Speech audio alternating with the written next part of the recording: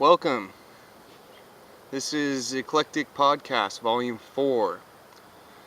I'm sitting here with Joshua Holbrook, Charles, and you all know me, Johnny C. Still looking for some guests. Get at us. Hopefully within the next one or two we will have some fresh meat, as it were. I think something we wanted to talk about, kind of kick this off, I guess, is the general process that we take in creating these podcasts. Essentially, Josh and I are just kind of trippers, as it were. We talk about these things just in our daily interactions. It's a good way to characterize us. Yeah, we just ride that tripper wave. And we ride the crest of that tripper wave. Yeah. The very crest. Yes, exactly. At the fucking pinnacle of that bitch. Mm-hmm. And we kind of make mental notes to ourselves if we ever are talking about something that we find particularly compelling. Just, that would be good to talk about on the podcast. And that's as far as the scripting goes. It's all very organic. We just sit down, turn the camera on, and have a conversation. Yeah. And I think, maybe we could give them a little bit of a backstory. We've always kind of said that this was even before the whole podcast, trend kind of hit the internet. I'm thinking years back, since we were in high school. And we'd just sit around late at night doing whatever and talking about these deep philosophical issues and contemplating conspiracies and basically just really kind of going down the rabbit hole. Yeah. And I think I remember even back, when we were like 19 or whatever, sitting around and being like, we should have like a fucking tape recorder or a camera, and just to capture this, just for our own benefit, if nothing else, because it's entertaining to us at least. And so I guess that's kind of the genesis of the whole thing. Yeah, and I think that's kind of one of the main reasons why I was so quick to pick up the podcast and get into that form of media. It's because it's very similar to conversations I have with my friends, and it's like one of my favorite things to do is ponder these things. And if I'm hanging out by myself or something, it's pretty much the closest thing I have to getting with a buddy and tipping a few back or whatever, climbing on top of buildings and talking about things. Yeah. But yeah, it's just like so similar to the kinds of conversations that we would have. Mm-hmm. Well, essentially it is. The only difference is we actually have a camera with us. Yeah, I was saying like the podcasts that are like more or less influences on our podcasts, like Joe Rogan Experience, Duncan Trussell. Of course. Dan Patrick Show. Just kidding. Yeah, kidding on the last one. Mm-hmm. Well, yeah, we just kind of wanted to give you, the listener, a glimpse into the future. The behind the scenes. Exactly.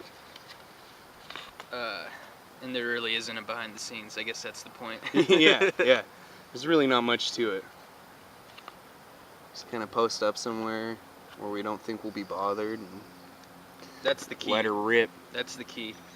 Keeping isolation. Yeah. We don't want any nosy people sticking their face in our business while we're trying to have a deep conversation. Yeah, people sticking their noses where they don't belong. Anyways,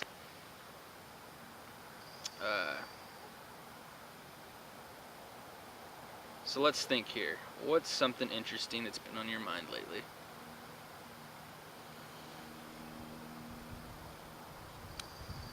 Well,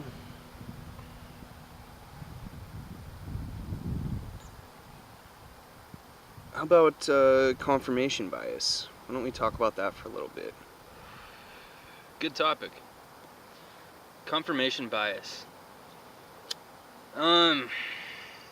And again, this is probably the subject. I think everything we talk about on here so far, at least, kind of all ties in to every other topic we kind of talk about. But confirmation bias is during the process of people coming to conclusions about things. I guess you could maybe say they're forming opinions.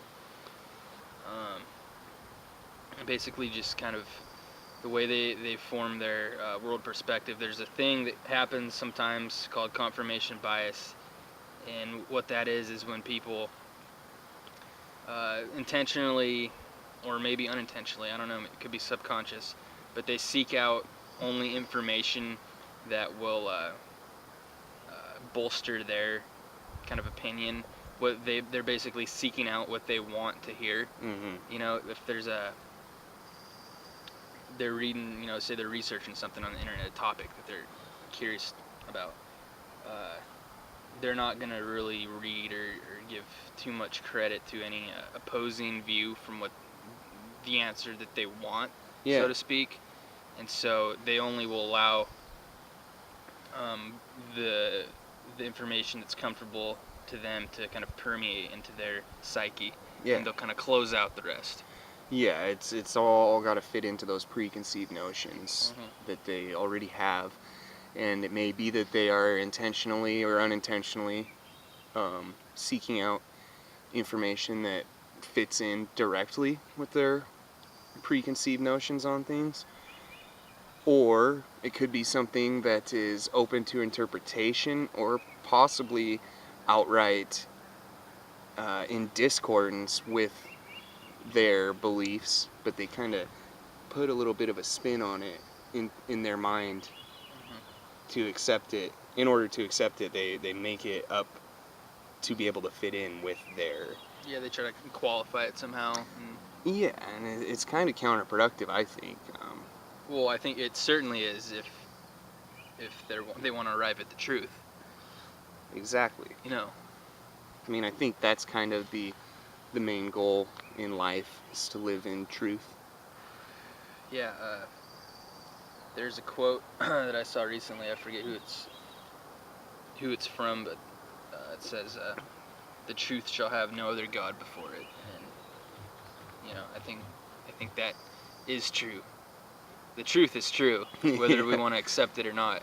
And you know, I think it would behoove us all to seek it out, whether or not it's the most comfortable or tasteful thing to us at the time, because I think in the long run, the truth is the only thing that really matters.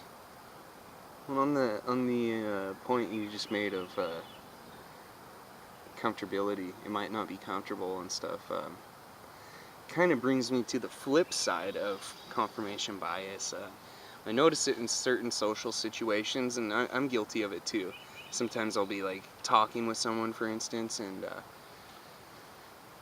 maybe they say something I don't necessarily agree with, but just to avoid the confrontation that could potentially be unpleasant, kind of just act like I agree. I notice that a lot. Oh yeah, that's interesting. I think that's not necessarily confirmation bias, but that's a whole other interesting topic. It's kind of like a flip side to it. It's funny because I know I've been in there, 100 times, 1,000 times. The way they, almost to avoid conflict or to avoid an uncomfortable social situation, you'll find yourself just kind of agreeing and just going along with whatever person's talking. Yeah. Basically just to, get things moving along and get out of there and just end the conversation. You'll just kind of, or again, like we were saying before, if maybe we have these preconceived notions that they're just not going to, they're going to shoot down whatever we say, and it's just going to not result in a very friendly conversation, so we tend to just not bring up our true perspectives on it and kind of just let them kind of deal out their little spiel. But I guess it's for me, definitely it's more of a subconscious thing. I don't really think about it when it's happening. I just kind of like, whatever, dude. Yeah, oh, totally. Sometimes I do it kind of just to egg people on, I think, a little bit too. Like, Yeah. I don't know. It's just kind of funny to me. But yeah, that isn't confirmation bias. That's a totally different thing. But Here's another thing that I find funny, is when people that say it could be someone you don't know very well at all, or it could be someone you know pretty well, but maybe someone that you haven't discussed a certain topic ever before that they're bringing up, and they will just assume that you agree with them. You've been in that situation a bunch of times. Yeah. Someone will just start spouting off these, maybe in certain cases, kind of extremist views, and they'll just assume that you agree. This happened to me happens a lot wherever I'm at, but a job I used to have, it was kind of commonplace there, where maybe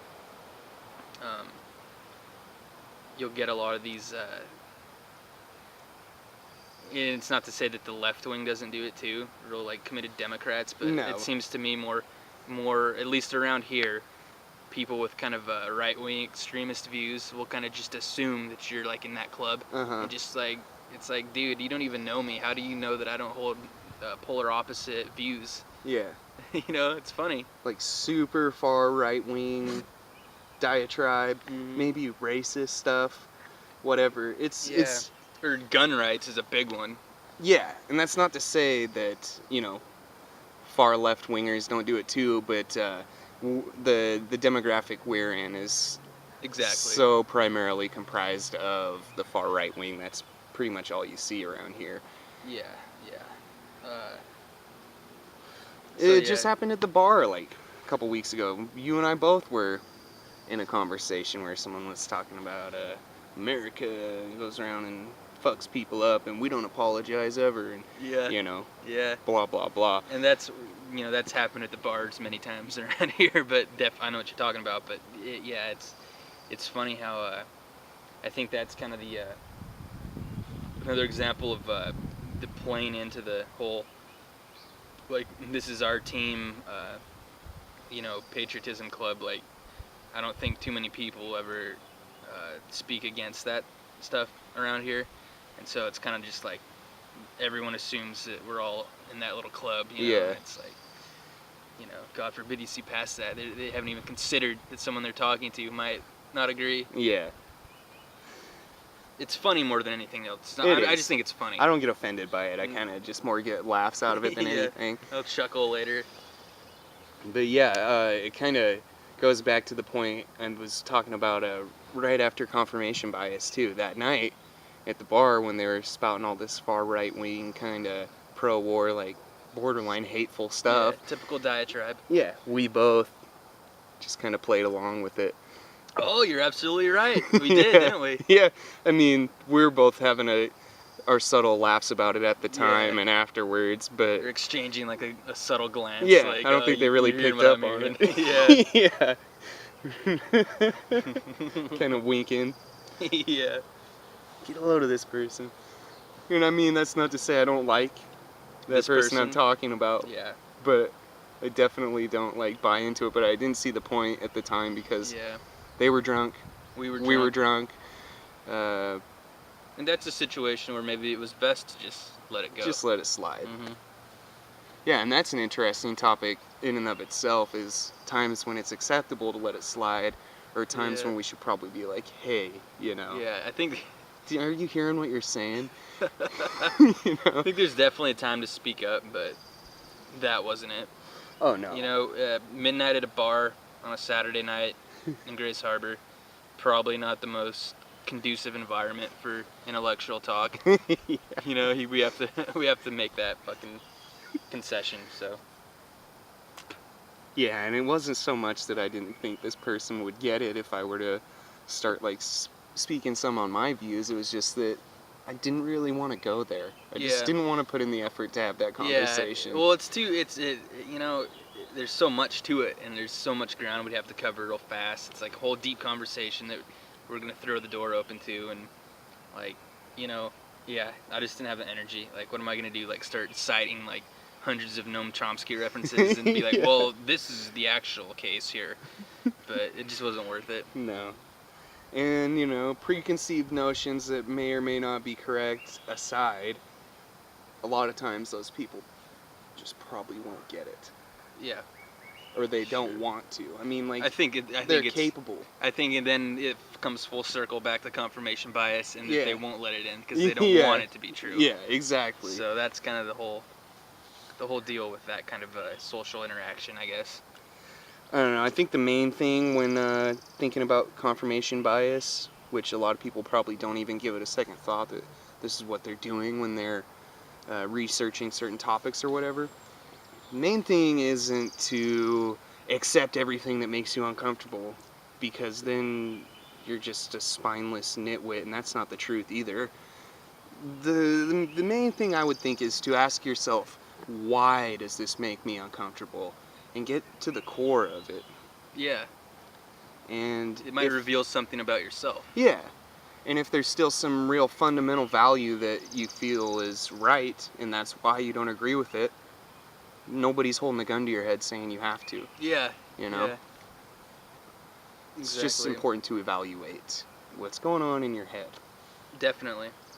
Kind of related to that, that topic, I'd say that a lot of these issues that get thrown out there, like at the bar or wherever, they're usually not the most complex issues. They're usually these easy issues that whatever side of the political spectrum you land on, they're kind of these simple black and white issues that are easy to hang on to and kind of define your personality by that. Like, I think gay marriage is a perfect example of that. Like, how much of a hot button and debated issue that is for something that really, in my eyes, is so just rudimentary and simple. Yeah. Yet it remains such a talking point because it allows both sides to have that line of division and lambaste the other side. Yeah. And I think that issues like gay marriage are perfect examples of that. They're more they're fodder for that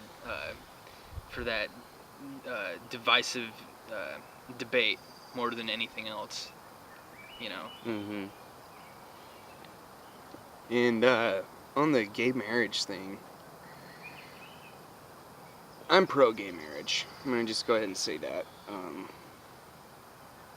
I think what my main thing is against anti-gay marriage people is maybe it is a sin, maybe it's not. I'm not one to say. I don't think anyone here on planet Earth is one to judge that. What my issue is why people get so up in arms about it. It's like these anti-gay marriage people get so upset and, have all these rallies and say all this hateful stuff. Yeah. God hates fags, blah, blah, blah, all that stuff. And it's like, what is going on in your life that is triggering this? Like, what does it matter to you if someone, just because it's legal to have gays marry doesn't mean it's going to affect you in any way. Yeah, how is that going to have any effect on their life? Exactly. And whether or not they legalize it is a non sequitur. Yeah. Gays are going to keep fucking, Yeah. regardless of if it's And a good for legally them. sanctioned Good marriage for or them. not. I think that's, hey, if you're a gay dude, then go out and get some cock. Get it. Because that is you, and like that's individuality, and like Yeah, I don't. get busy. Get busy. I could care less what you do behind closed doors. Yeah.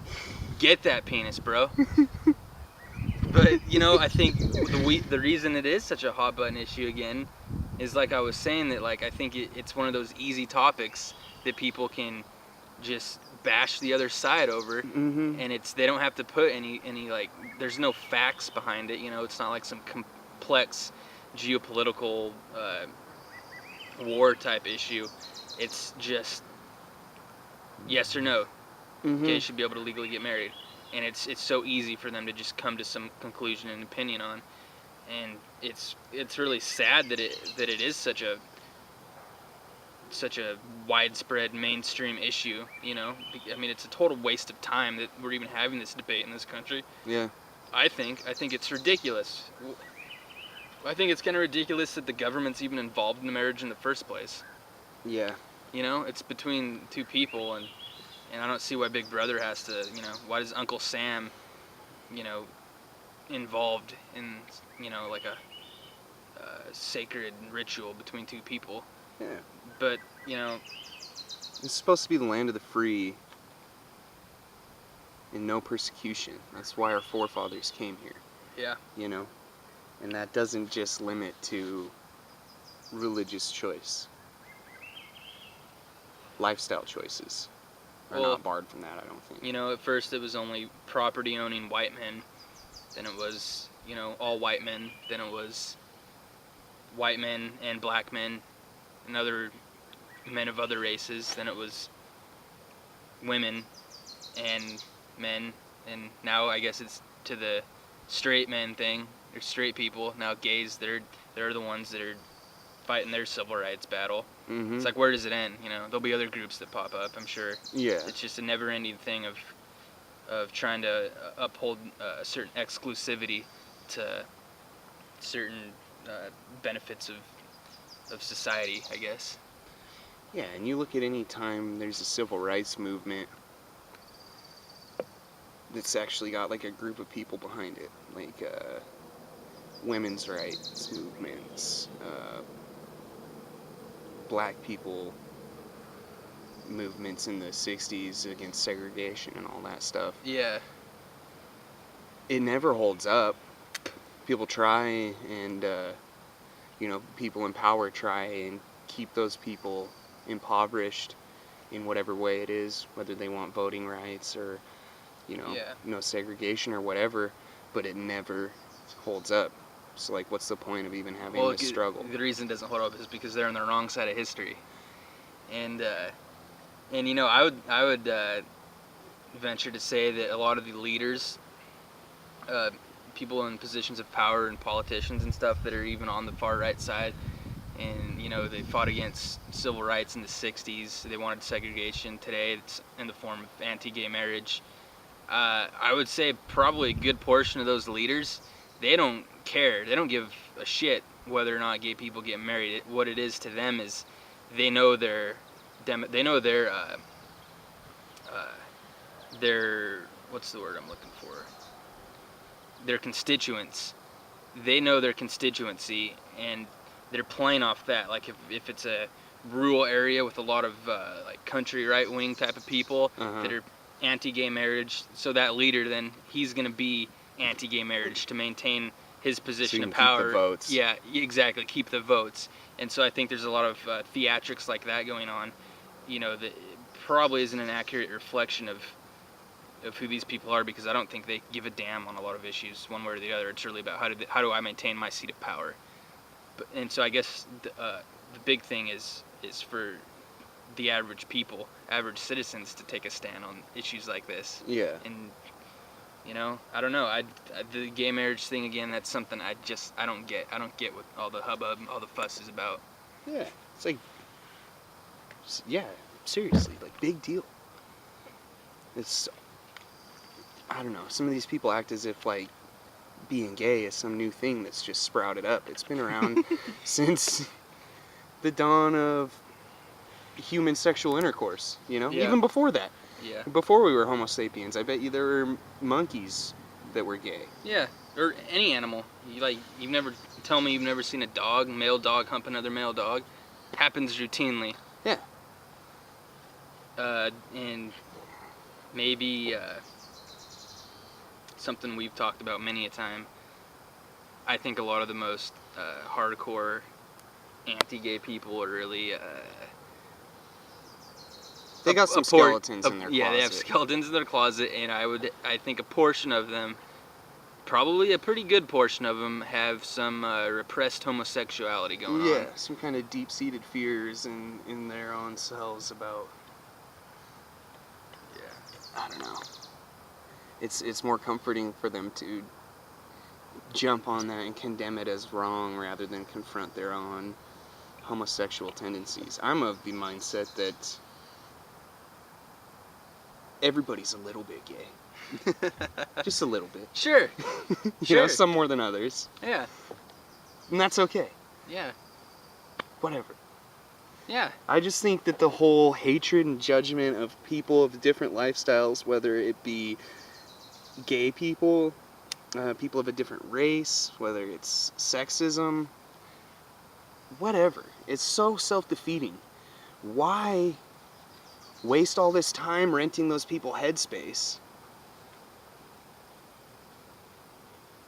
It's just like, let it go and focus on yourself. We've all got enough problems in our own lives, I would venture to say. Yeah. We've all got enough things to focus on without looking at the other guy and saying, here's what you're doing wrong, buddy. Yeah, exactly. They're clowns. They're clowns. Yeah. Pogo the clown.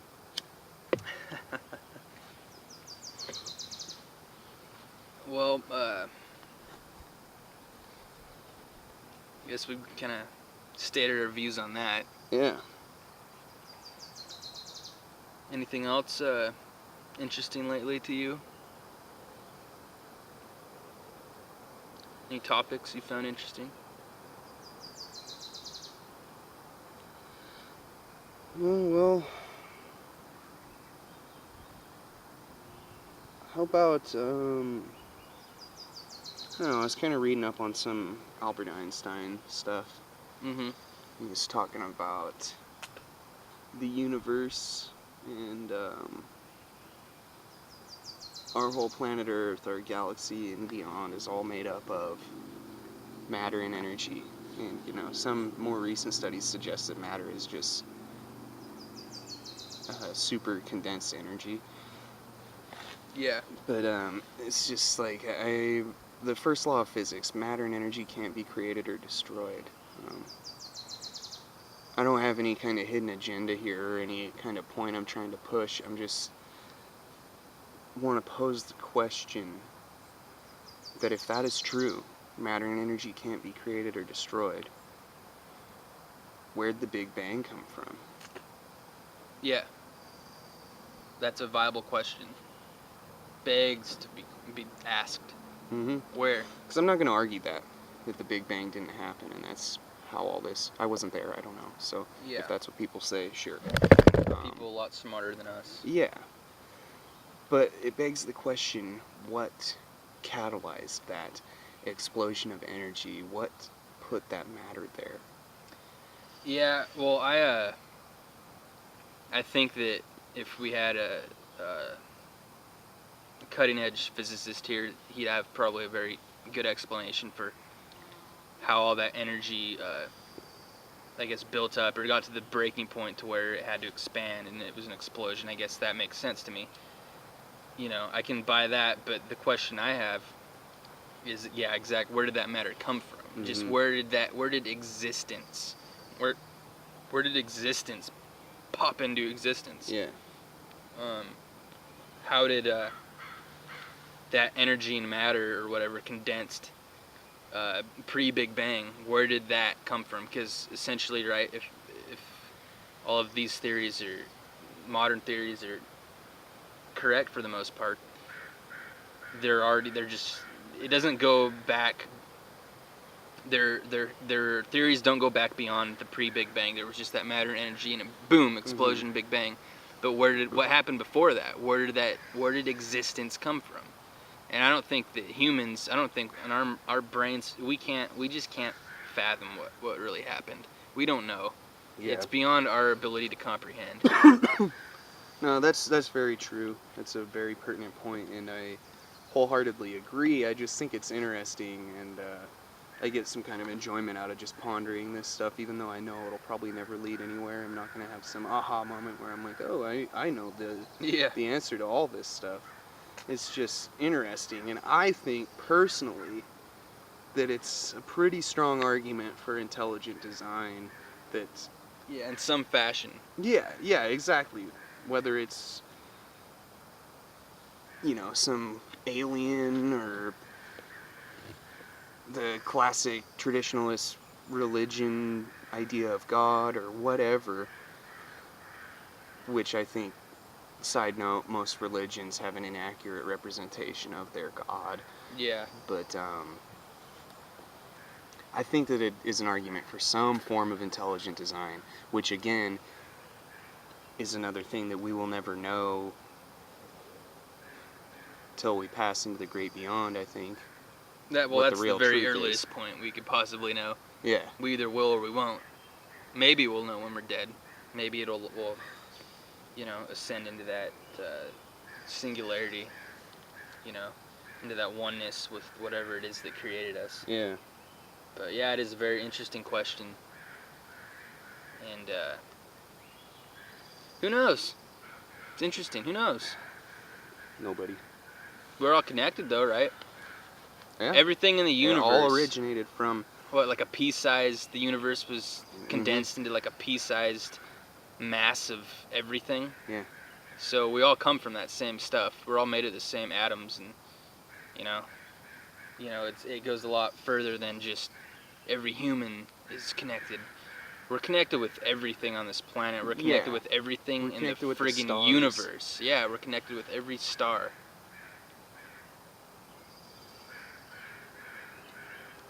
And that in and of itself to me is comforting to know, connected with the whole earth. Everyone's connected together, connected with the stars and everything to the farthest reaches of the universe. I'm totally fine with not ever knowing if there's a God or not.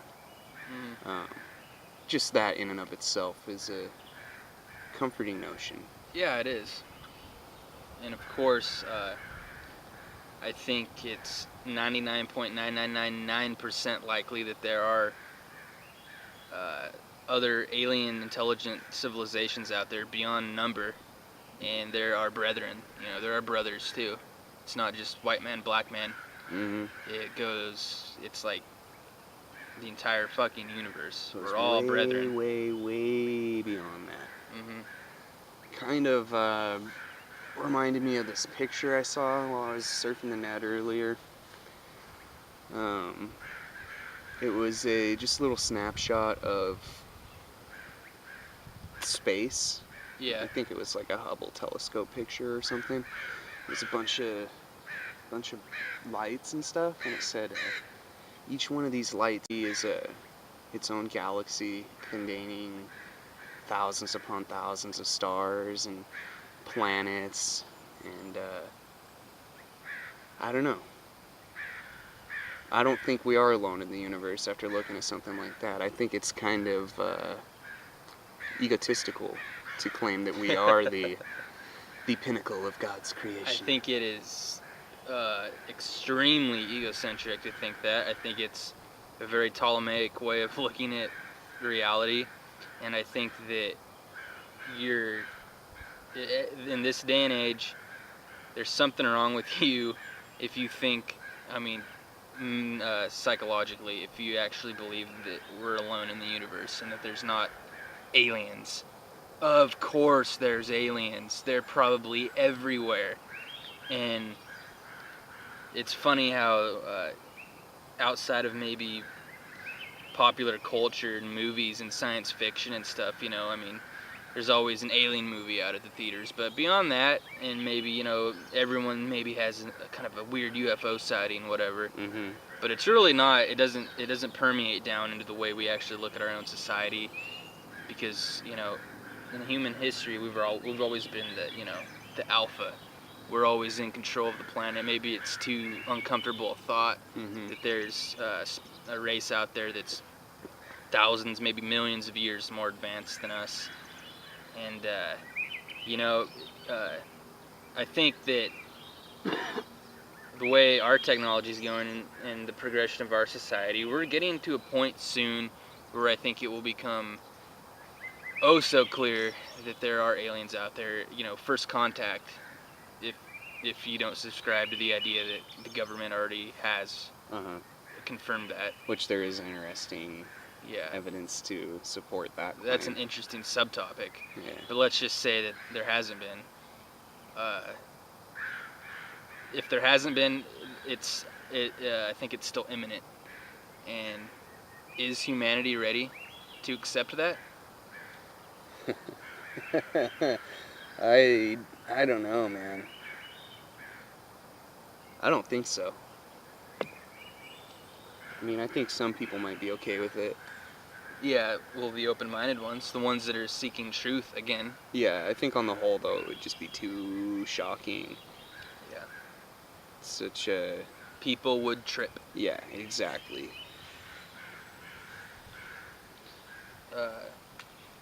I think it's, you know, if I could have one of my bigger wishes, I guess, would be, like, I want that confirmation within my lifetime. I have, like, an insatiable curiosity about what alien life is like. It's so fascinating to me ever since I was a kid. Like, it just really intrigues me.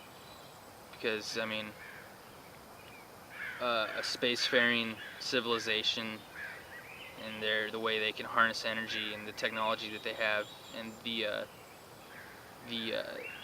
social conditions that they must have progressed through to allow them to reach that point, I think could be an extreme, immensely positive influence on our society. Maybe save us from ourselves in a way. Yeah, that's what I would hope for.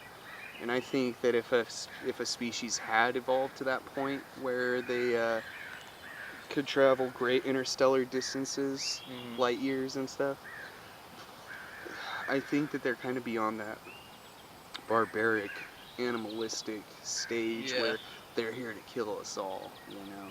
Yeah.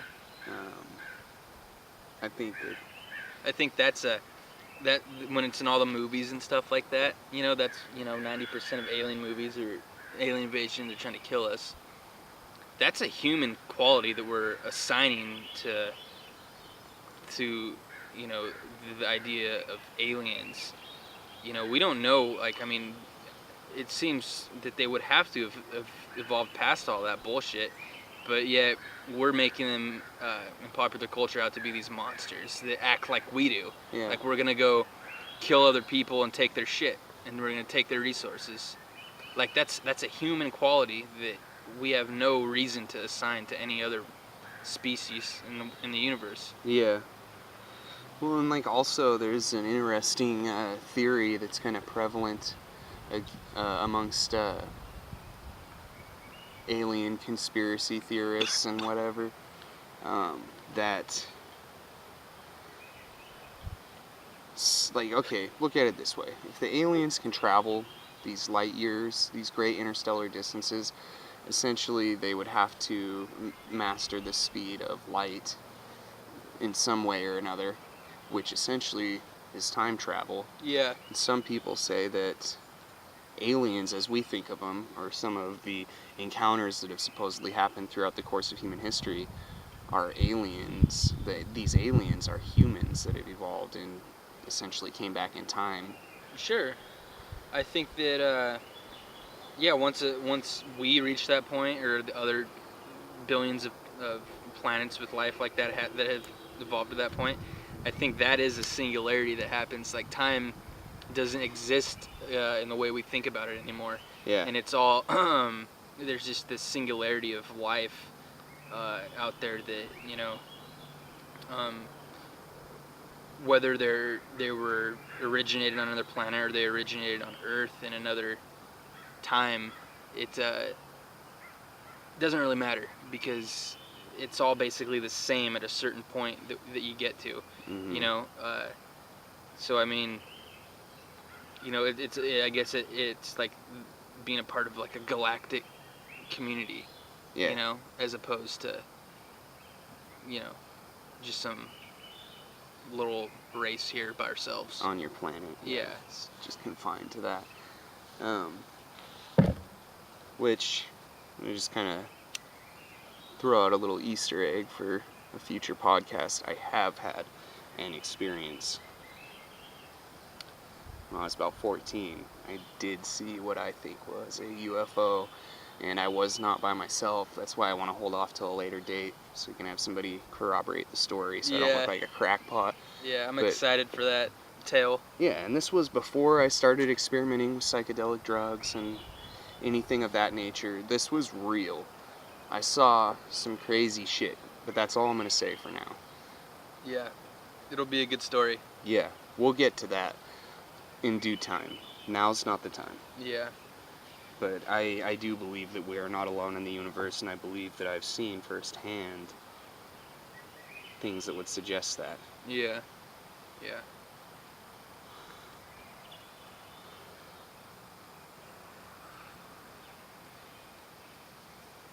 Well, where do you go from here? If you don't want to talk about this one, that's fine. I wouldn't have much to say because I haven't read the book. I mean, I know a little bit about it, but I like to hear you talk about Joseph Campbell and the hero's journey. Yeah. And I won't be doing him credit at all, because I've only read one of his books and I still haven't finished it. But it's extremely intriguing to me. Joseph Campbell was, I think he died in about 1987, but during the 20th century he was like a leading mind, and I think they term him a mythologist or something, but he was a philosopher, a writer, and what he did, his master work, he looked at all the different myths, religions, stories, urban legends, whatever, from all the different civilizations throughout since the beginning of human history, and he found a common theme in all of them, and he kind of outlined that and kind of into kind of a template, and not only was it kind of did he synthesize all these different folklores and mythologies and religions and found that they all have the same things in common, it's also I guess it's also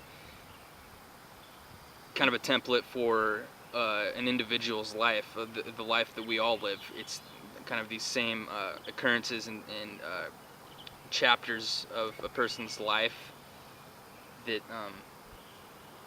that we all kind of go throughout our lifetime, and I think he dubbed it the hero's journey, or the monomyth, as in monomyth, the one myth, the prevailing myth, prevailing story with every human story, and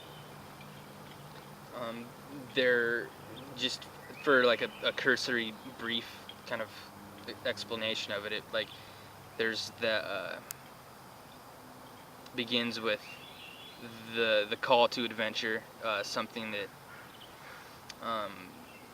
happens to us in our lives, or in a story, the protagonist of a story that leads them into some sort of an adventure, something that questions the normal way they're living and kind of brings about some sort of a journey that they go on, whether it's an actual journey across time and space, across land, or whether it's just kind of a mental evolution of our own kind of personalities as people. And then it continues on with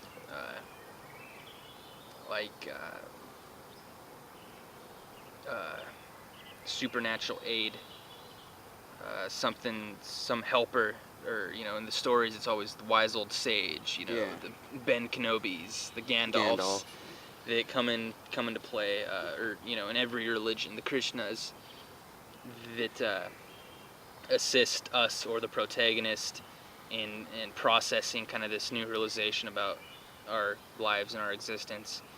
And then eventually we or the protagonist, there's a series of trials. We have to prove our worth, or we have to overcome some challenge. We have to rise to a certain level within our community or our society, and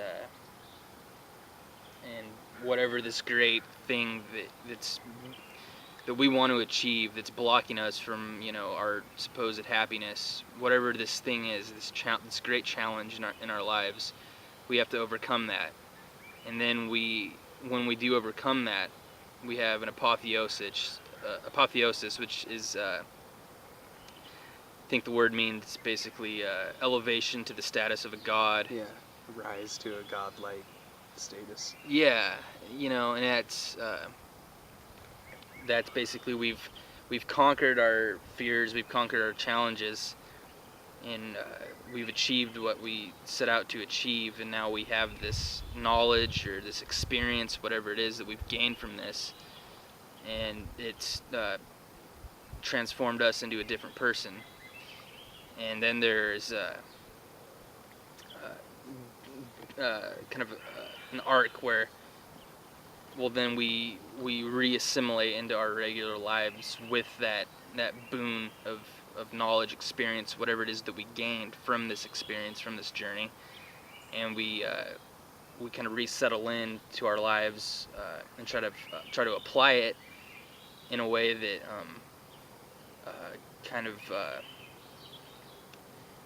calibrates the rest of our life into the life that we want, or we spread the knowledge again, the knowledge or experience, whatever it was we gained during that apotheosis, we spread it to our friends and family, whatever, we disseminate that knowledge, and then we eventually become that sage or that mentor to other people, and it's a cycle, and then it'll happen again with somebody else. It's kind of a coming of age archetype, kind of a achieving your destiny type thing. Yeah, and it's found in every mythology, every religion,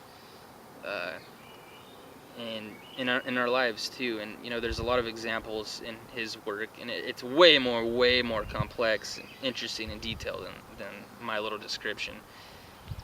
But doing like the footnotes of the footnotes. Yeah, big time.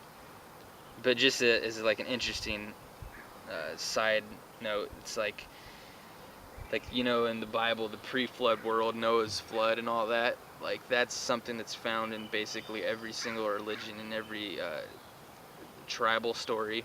There's all these stories of the pre-flood, the pre-disaster world, where there was somewhat of a one united human culture, civilization. We call it, as Christians, people might call it the pre-flood world. It's ties into the theory of the lost civilization of Atlantis. In every religion has a different term for it, but it's present in all these different religions. So I guess the implication to me is that all human or consciousness all originated from the same place. Yeah, that's something I was just gonna say. Is like, I'm not very versed in it. I know a little about Joseph Campbell. I want to read this book whenever you get done with it. But to me it suggests that, okay, I'm not religious. I don't categorize myself as that. I think I'm a very spiritual person. I want to believe.